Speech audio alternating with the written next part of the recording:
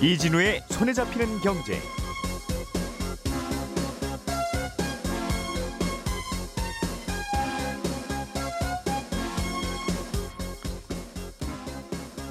안녕하십니까, 이진우입니다. 올해 전기차를 살 때 받을 수 있는 보조금의 최대 금액이 작년보다 30만 원 또 줄어든 650만 원으로 책정됐습니다. 기업의 인수합병 M&A 과정에서 대주주를 제외한 일반 주주들의 권익이 좀 더 보호되는 쪽으로 제도가 새로 도입됩니다. 다만 이 제도의 실효성에 대해서는 의견이 엇갈리고 있습니다. 한국토지주택공사 LH가 민간이 땅을 분양받은 뒤에 사업을 계속하지 못할 경우에는 계약금과 중도금을 돌려주는 토지 리턴제 확대를 준비 중입니다. 민간의 이 공동주택 용지 연체대금이 1조 5천억 원을 넘어선 데다가 건설 경기 악화로 매각되지 않는 토지가 계속 늘어나고 있는 까닭으로 풀이되고 있습니다. 2월 7일 수요일 손에 잡히는 경제 시작합니다.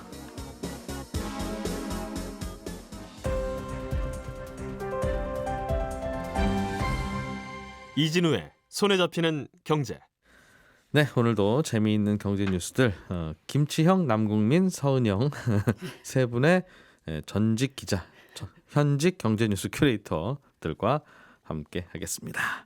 어서 오십시오. 안녕하세요. 자, 이제 전기차 얘기부터 먼저 좀 해볼게요. 전기차가 이제 세상을 바꿀 거고 이제 휘발유차, 경유차는 안 돌아다닐 거야, 몇 년 안에. 그런 예상을 몇 년 전까지만 해도 지배적인 예상이었는데 그런 예상이 이제 요즘 전기차들이 이렇게 안 팔려서 걱정인데 국가 보조금도 슬슬 깎여 나가고 있어요. 그렇습니다. 전 세계적으로 다 국가 보조금 다 깎는 분위기이기도 하고요. 예.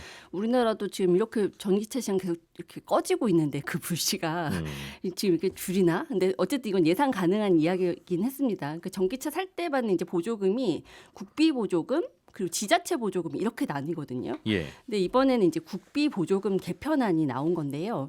우선 이제 보조금을 100% 받을 수 있는 차량 기준가가 5,700만 원에서 5,500만 원으로 낮아졌습니다. 그러니까 최소한 이제 어쨌든 100% 다 받으려면 5,500만 원 미만이어야 돼. 이 기준이 내려온 거고요. 예. 최대로 받을 수 있는 국고 보조금은 작년보다 이제 30만 원 줄어서 중대형차 기준으로 680만 원 주던 보조금이 650만 원으로 줄었습니다. 네. 조금 싼 차들만 주겠다. 그리고 조금 깎겠다는 뜻 같은데 이게 뭐 다 받을 수 있는 것도 아니라면서요. 이것저것 기준들이 많아서 네. 이른바 올백 맞는 차가 없다. 네. 그런 건가요? 한 대 있긴 있습니다.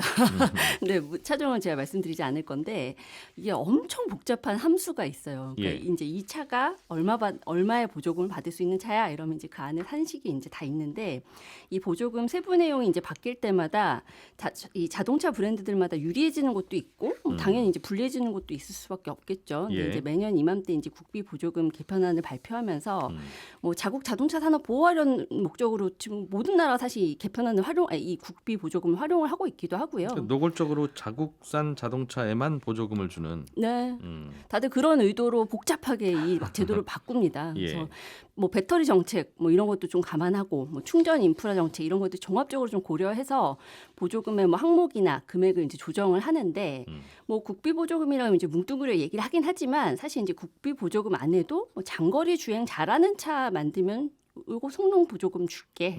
뭐 내연기관차보다 전기차 열심히 팔게 된 회사는 뭐 보급 목표 이행 보조금 줄게. 뭐 사후 관리나 충전 인프라 구축에 노력하는 회사는 뭐 충전 인프라 보조금 줄게. 이런 식으로 다 여러 가지 항목이 있거든요. 예.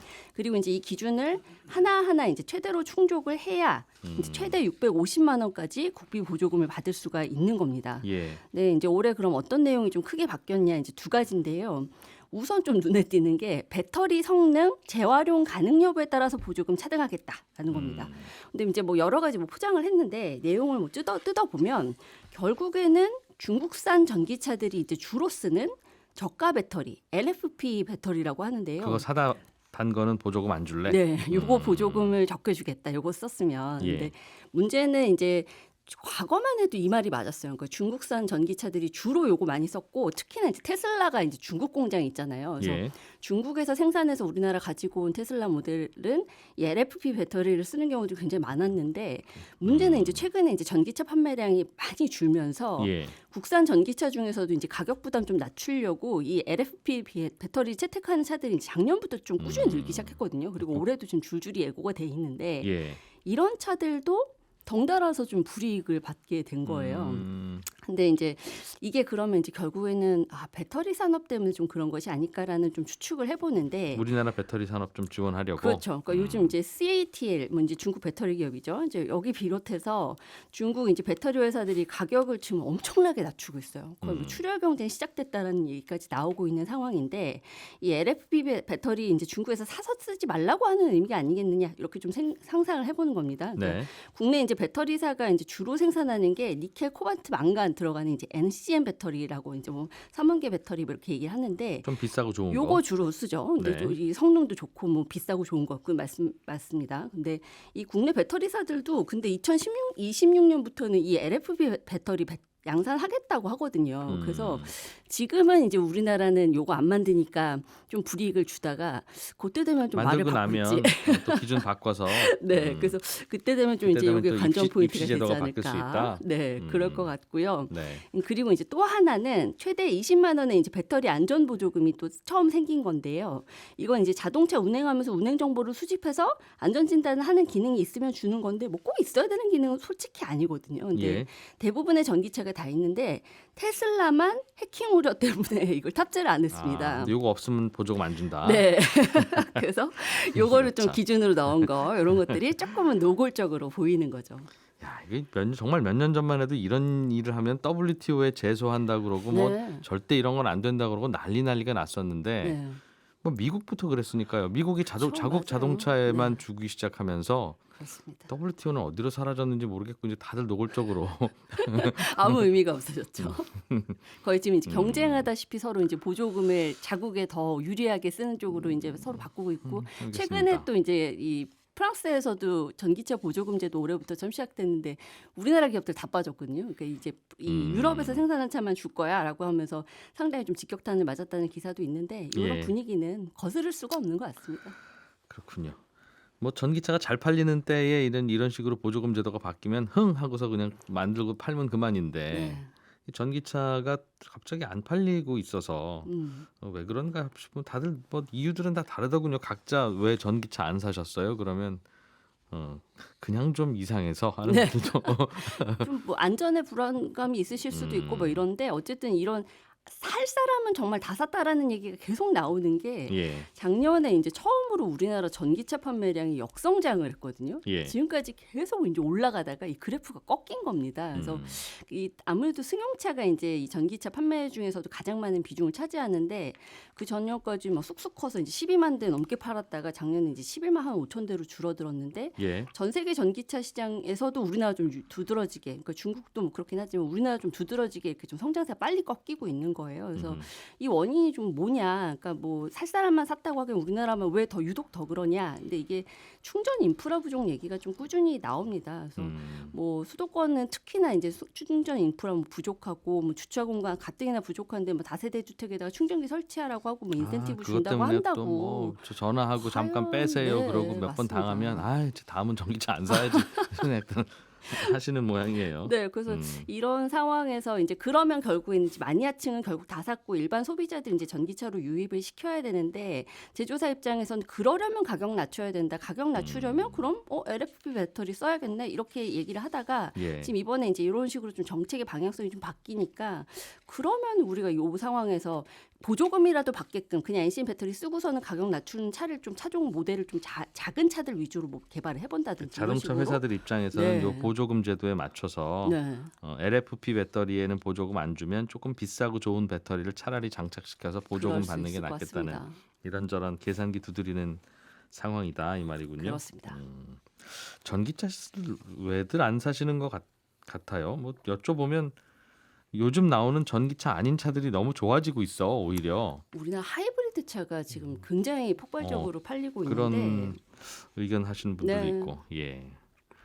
그리고 전기차 회사들이 너도나도 야 우리는 한 번 충전하면 500km가 우리는 600km가 야 우리는 뭐 더가 뭐 이런 식으로 서로 경쟁하는 과정에서 오히려 불안해진 것 같아요. 아, 전기차는 이게 충전하고 나서 충전기 정말 없나 보구나. 자꾸 저런 소리 하는 거 보니 전기차 안 반드시 한 타보신 번에 충전을 분들은 많이 해야 되는 야, 모양이구나. 아직도 저거 가지고 경쟁하고 싸울 정도면 정말 충전하기 어려운가 보다 하는 생각, 불안감을 네.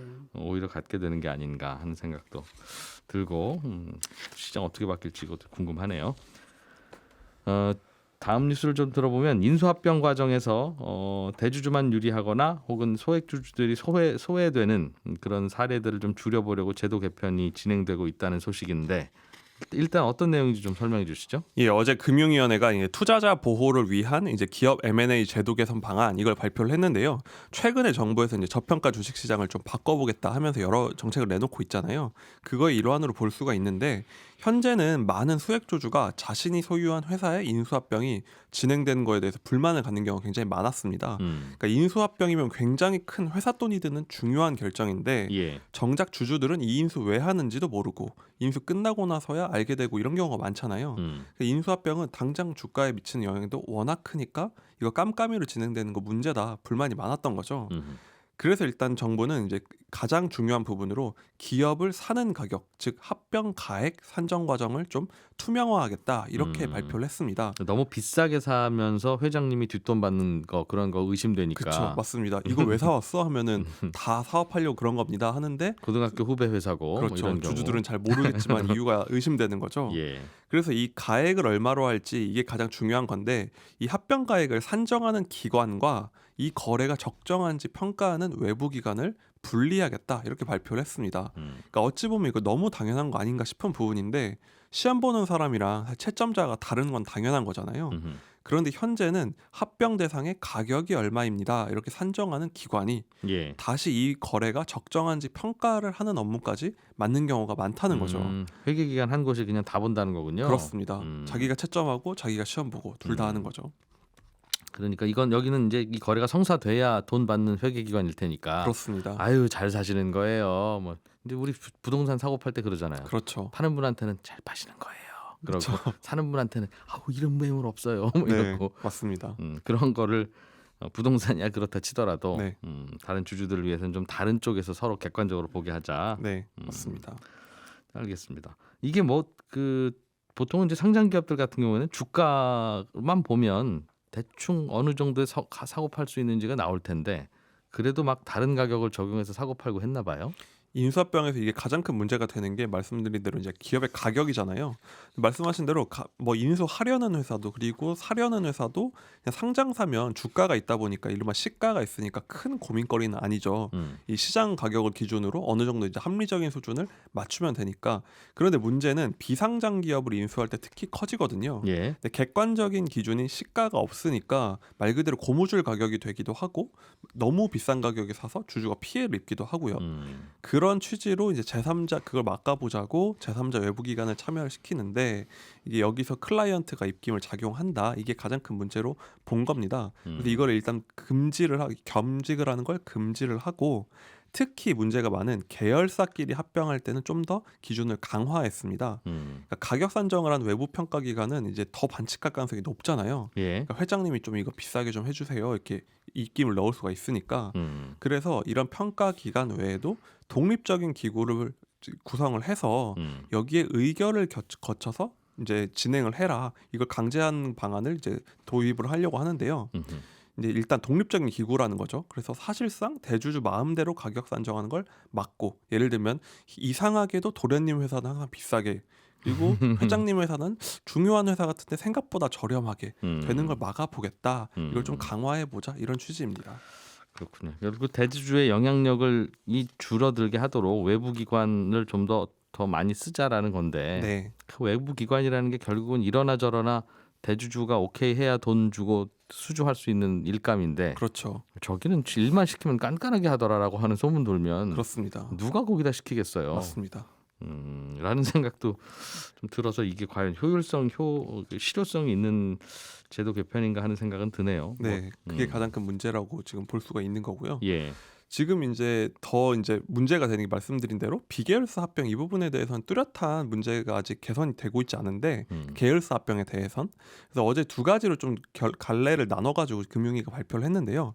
일단 회장님 즉 대주주에 영향력이 미치지 않는 비계열사 인수합병은 좀 나눠서 이거는 좀 자율적으로 해주겠다라는 취지를 발표를 했습니다. 그러니까 현재는 기업을 인수하려면 그 가격을 어느 정도로 산정하라고 자본시장법에 규율이 돼 있어요. 예. 그러니까 어떤 물건을 사는데 얼마에 살지는 사는 사람, 파는 사람 마음인 게 정상인데 이 문제에 대해서는 법에 규율이 돼 있는 거죠. 예를 들면 상장회사는 시가에서 10%에서 30% 플러스 마이너스. 예. 비상장회사는 자산가치, 수익가치를 평균해가지고 정해라. 정해져 있습니다. 그러니까 법으로 정해놓은 거죠. 예. 가치 평가하는 방식을 아예 공식을 써놨다는 거죠. 그렇습니다. 근데 굉장히 경직적인 제도니까 이거를 굉장히 불만이 많았는데 기업들이 그래서 앞으로는 이걸 좀 자유롭게 하겠다라는 내용이 어제 포함이 돼 있습니다.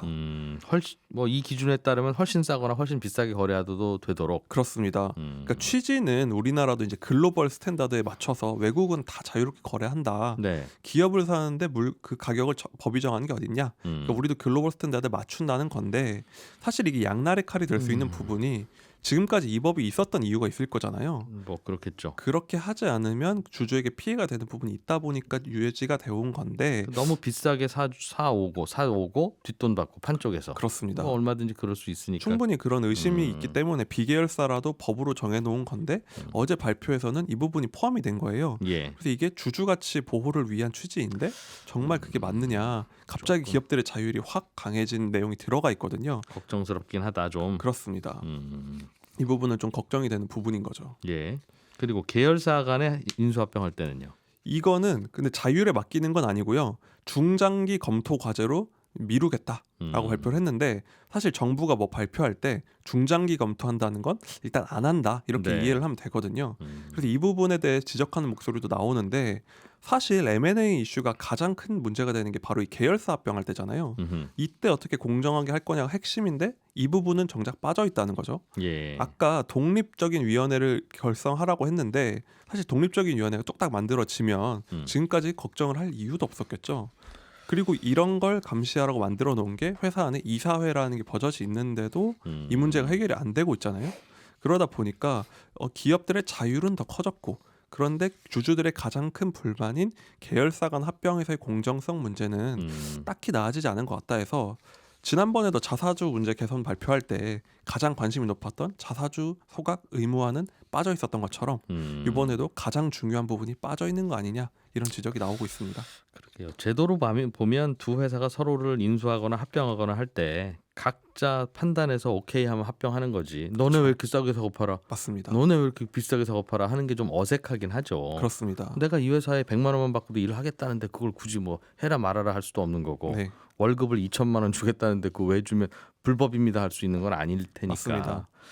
개념은 그런데 이제 말씀하신 대로 이렇게 제도를 자율화시켜 놓으면 우리 사회가 이걸 긍정적으로 활용할 만큼 과연 선진적이냐 그렇죠. 하는 거에 대한 고민은 있죠. 어제만 해도 저 삼성 그 에버랜드와 그 삼성물산 합병하는 거 누가 봐도 저 도련님 저 물려받으려고 저러는 거야라는 걸 누가 봐도 아는 건데 괜찮아 그럴 수도 있지 뭐 그런 식으로 판결이 나니까 다들 아직 우리가 이런 거 할 만큼 되어 있나 하는 생각을 안 할 수 없는 상황일 텐데 알겠습니다. 뭐 그런 식으로 제도 개선이 됐다는 이야기. 그리고 김치현 큐레이터가 준비해 주신 소식 하나만 더 보죠. 토지 리턴제를 수도권까지 확대하겠다고 발표했는데 네. 일단 토지 리턴제가 뭔지부터 좀 설명을 해주세요. 말 그대로 토지를 돌려받는 건데요. 환불? 예. 예. 사업을 하겠다고 토지 분양을 받아갔지만 뭐 여러 가지 사정으로 사업 진행이 좀 안 될 경우에 저 땅 돌려드릴 테니까 돈 내주십시오라는 리턴권을 사용하면 돈을 돌려준다는 겁니다. 그래서 사실 일반적인 상황이라면 자신들이 사업하겠다고 땅 사가놓고 사업 진행 안 되니까 땅 돌려주겠습니다 하면 땅 주인들이 돈 돌려주고 땅 가져가는 경우는 없죠. 예. 그 만약에 설령 땅을 돌려준다 하더라도 뭐 계약금 같은 거 떼고 돌려줄 거 아닙니까? 그렇겠죠. 근데 그렇지 않고 뭐 계약금부터 시작해서 돈을 예. 다 돌려주겠다 이런 거니까 토지 리턴제가 등장하는 시기는 다들 경제 위기, 그러니까 우리나라 부동산 시장이 극도로 침체됐을 때 등장하거든요. 97년 외환위기 때도 일부 시행됐고요. 2008년 금융위기 그리고 2012년 유럽 재정위기 때도 제한적으로 시행된 바가 있습니다. 아시는 것처럼 지금 PF 문제 등 부동산 시장이 좀 안 좋지 않습니까? 예. 그래서 최근 미분양이 극심한 지방에서 일부 이 토지 리턴제를 시행을 하고 있어요. 그래서 대구 등에서 토지 리턴제 시행했다 이런 얘기들이 뉴스에 나왔는데 예. 이걸 이제 수도권까지 확대하는 방안을 검토하고 있다. 이게 이제 핵심이 되겠죠. 그러니까 토지를 샀다가 마음에 안 들거나 사업성이 안 좋거나 아무튼 네. 자기 사정 바뀌면 다시 환불 신청하면 그대로 냈던 돈 돌려준다는 뜻 같은데 네네. 누가 판 토지, 누가 산 토지를 이렇게 하겠다는 겁니까? 대부분 토지주택공사인 LH, 그러니까 정부에서 진행하는 사업들이죠. 정부가 네. 판 땅을 그다음에 지방 뭐 토지공사 아, 이런 데들에서 하는 것들에 예. 이걸 시행하는 거거든요. 아. 근데 이미 사가서 지금 부실 사업장들을 정리하는데 이 토지 리턴제를 사용한다 이런 얘기는 아니고요. 그러니까 지금 팔아야 되는 토지들 여기에 토지 리턴제를 적용을 해서 이미 사가서 도장 찍은 분들은 어쩔 수 없고 네네. 오늘부터 파는 토지는 혹시 나중에 무슨 일 생기면 환불 받아줄 테니 마음 놓고 사가세요. 그러니까 처음부터 계약할 때 이거는 토지 리턴제 대상입니다라고 계약이 돼 있으면 예. 나중에 저 리턴권 사용할게요라고 할 수가 있는데 이전에 계약한 것들은 그게 없었고 예. 지금은 토지를 팔려고 보니까 사업성도 있고 리스크도 너무 크고 부동산 시장이 안 좋으니까 다들 토지를 안 사가거든요. 예. 그러니까 여기다가 토지 리턴제라는 일종의 판매 촉진 제도를 넣어서 야 우리가 리스크를 이만큼 제거를 해줄 테니까 가져가서 사업 안 되면 반환해. 그럼 우리가 돈 다 돌려줄게. 이렇게 해서 토지를 팔아보겠다라는 게 이 사업의 핵심입니다. 그래서 경기가 워낙 안 좋으니까 부동산 공급이 요즘 완전히 얼어붙었고 그렇습니다. 아무도 아파트 지으려고 안 하니까 이거 계속 이렇게 되면 2, 3년 후에는 아파트가 새로 입주하는 게 네네, 하나도 맞아요. 없겠다. 그러니 어떻게 해야 되겠냐 고민하다가 예, 연초에 정부가 1월 10일 날 예. 부동산 대책 내놨지 않습니까? 여기에 보면 주택 공급 확대와 건설 경기 부양 이게 골자였거든요. 예. 그러니까 그렇게 하려면 민간 사업자들이 토지 사가서 지금 빨리 아파트 짓고 그래 2, 지어야 3년 뒤에 되는데. 되는데 이 토지가 위험하다고 안 사가는 거거든요. 그러니까 음. 여기다가 토지 리턴제를 넣어서 이 리스크를 좀 줄여둘 테니 빨리 가져가서 주택도 짓고 이렇게 하거라 이런 얘기가 되겠죠. 예. 그럼 지방에서는 지금 이미 하고 있고. 일부 하고 있는 것으로 나와 있고요. 그리고 예. 대구 등이 조금 미분양이 좀 심해서 그쪽에서는 몇 개가 이 토지 리턴제를 통해서 매각이 됐다라는 뉴스가 전해지고 있죠. 그렇군요. 아 이거 PF 문제 계속 묶여 있어서 이게 네. 돈도 계속 묶여 있고 땅도 이렇게 돌지가 않고 네. 다들 이거 어떻게 될지 모르니까 아무도 움직이지 않으니까 건설 경기도 안 풀리고 계속 그 상황인 것 같은데 일단은 그래서 그래도 자신 있게 좀 해보려는 사람은 부담 없이 해봐라. 네. 라는 뜻인 것 같습니다. 다만 이걸 너무 확대해서 시행하면 반환했을 때 그 매각한 LH의 재정 부담이 또 있을 수가 있거든요. 근데 어차피 근데 판돈 다시 돌려준 거니까 그렇긴 그냥 안 한데요. 팔렸다고 생각하면 그래서 유찰이 반복되면 수도권에서는 이 토지 리턴제를 사용하는 거고 예. 지방은 좀 심할 때는 첫 공고 때부터 토지 리턴제 넣겠다 이렇게 얘기하고 있습니다. 그 저축은행이나 새마을금고들도 지금 PF 대출에 돈 빌려줬다가 네. 사실상 이건 떼인 거나 다름없는데도 불구하고 계속 리볼빙 하면서 이거 우리 대출 해준 거 맞아 받을 수 있을 거야라고 장부에는 계속 적어놓으니까 네. 그거 뭐 대출을 돌려받든 아니면 상각 처리를 해서 그걸 나머지를 주주들이 떼어 넣든 일단은 떼어 넣어야 다음 대출을 해줄 텐데 그렇습니다. 요즘은 아예 그냥 거기 묶여 있어서 저 대출 언제 갚으시러 오나 이제 이것만 다 기다리고 있으니까 대출도 새로도 못 해주고 여기저기 묶여 있는 게 많아서 이게 참 빨리 좀 정리를 좀 해야 될 텐데 말이죠. LH 같은 경우에는 사실 토지를 매각하기 전에 여러 가지 사업성, 그러니까 토지도 매입하고 부지도 매입하고 예. 거기다 인프라 시설도 깔고 이게 매각이 안 되면 사실은 LH도 계속해서 돈이 나가는 거거든요. 그래서 이 미매각 토지를 빨리 매각하는 게 LH 입장에서도 굉장히 중요한 문제죠. 그러게요. 아파트가 지어질 땐 빨리 좀 지어져야지 될 텐데. 네, 오늘은 여기까지 들어보죠. 예, 저희는 또 내일 아침 8시 30분에 모여서 경제 뉴스 전해드리겠습니다. 이진우였습니다. 고맙습니다.